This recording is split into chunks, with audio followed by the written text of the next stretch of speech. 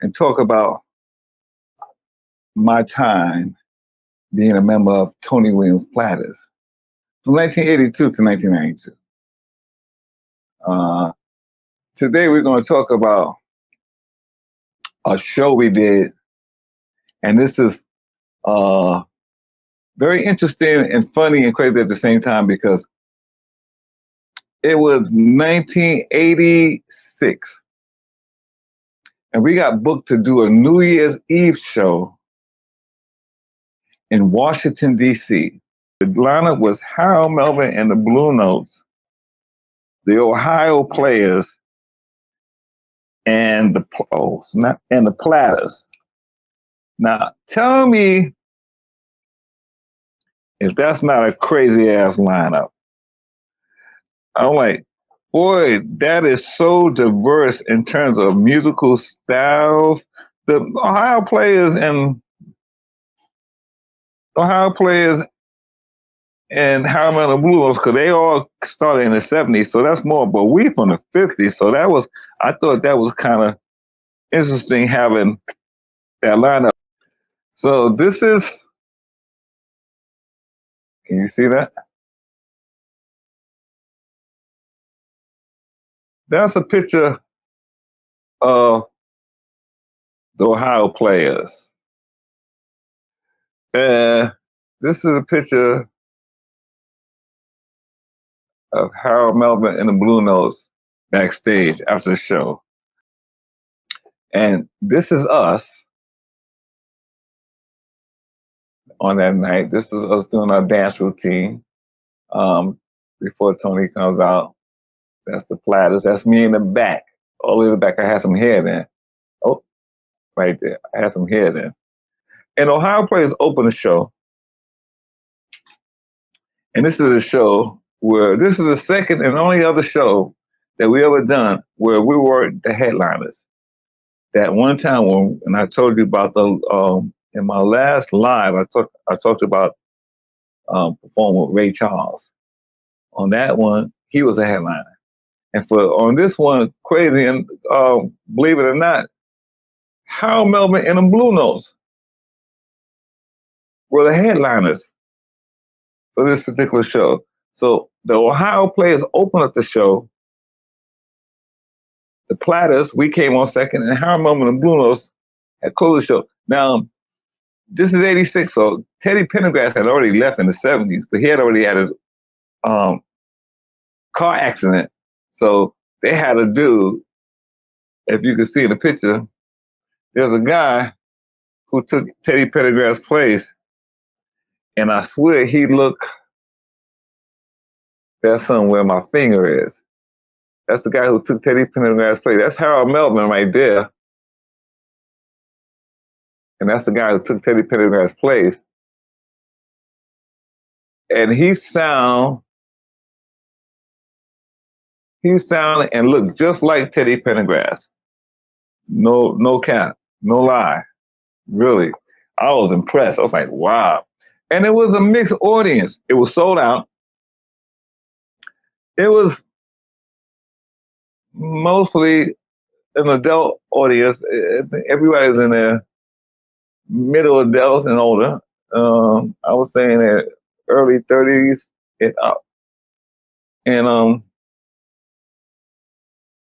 so everybody had a group that they were familiar with and can enjoy watching, and the flavor, they got their flavor from.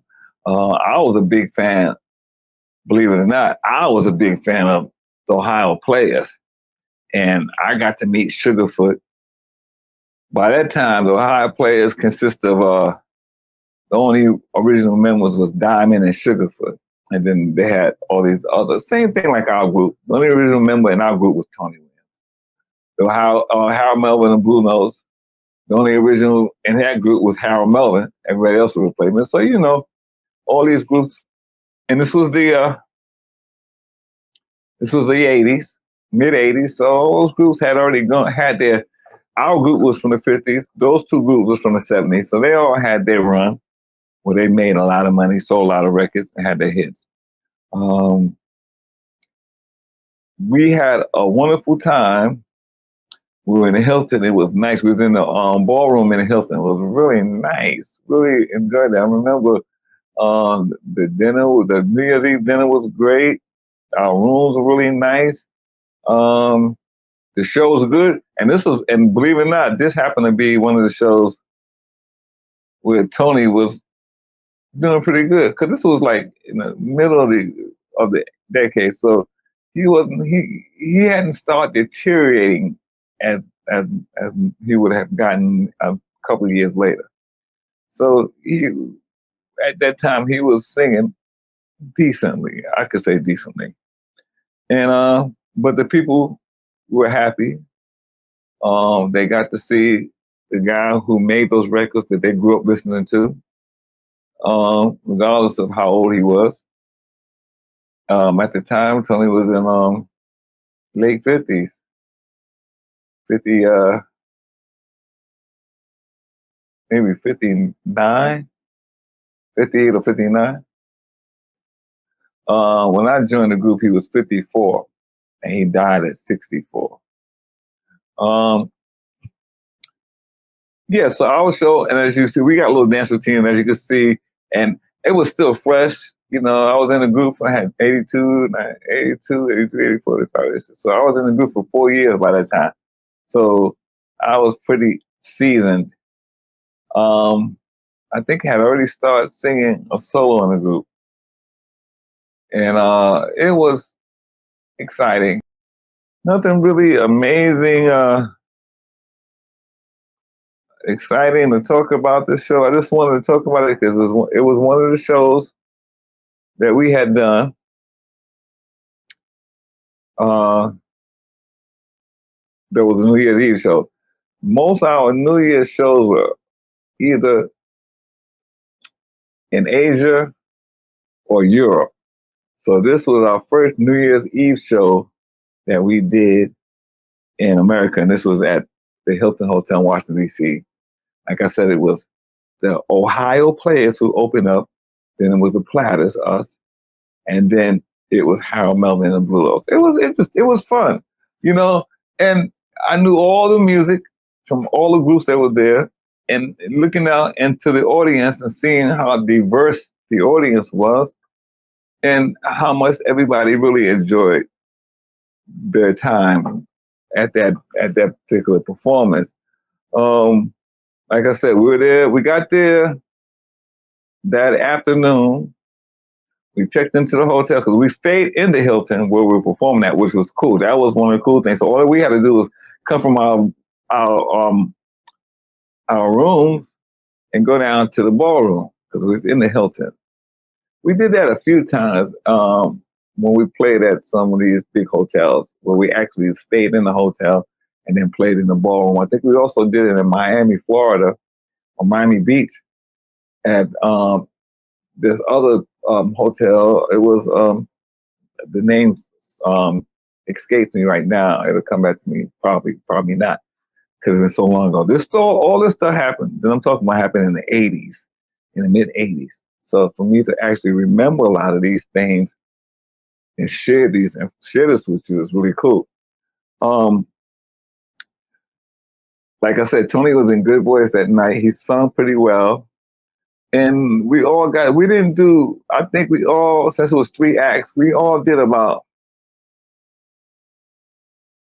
40, 45 minutes each. Yeah, we all did about 40, 45 minutes each. And that was cool. So it wasn't a long show, but it wasn't like one of about 20, 25-minute shows either. When we had like really more than like 4 or 5 acts on the show. This one was only 3.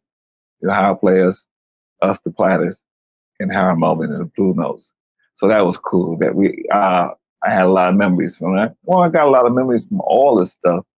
And as I show you some of the pictures, I know it's kind of blurry with the light showing, but I was trying to show you some of the pictures of that night's performance in those times. The fact that I still have pictures from that long ago is impressive to me. And I'm happy to hold on to those memories. And I just wanted to share that story with you guys about the Platters Melvin the Blue Notes and the Ohio Players in Washington, D.C. You know, come to think about it,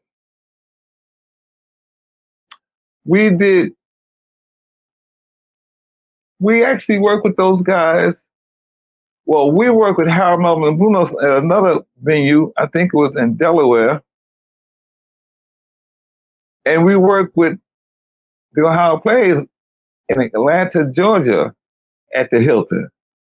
Wow. Whoa, man. This is, all these memories are coming back.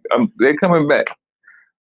So we worked with those guys a few times. And it's funny, those circuits, um, uh, the entertainers or the groups, they all start working these same circuits. So we start working with a lot of these groups from different eras.